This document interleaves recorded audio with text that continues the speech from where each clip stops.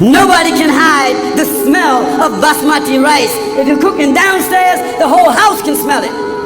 The character of the Muslim is like the fragrance of the basmati rice. And everybody wants basmati rice.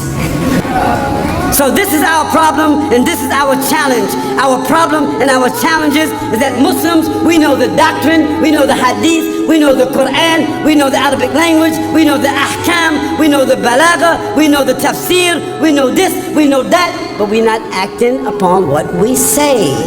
And Allah, He says in the Quran, O you who believe, لِمَ تَقُولُونَ مَا لَا تَفْعَلُونَ. O you Muslims, why you say things that you don't do?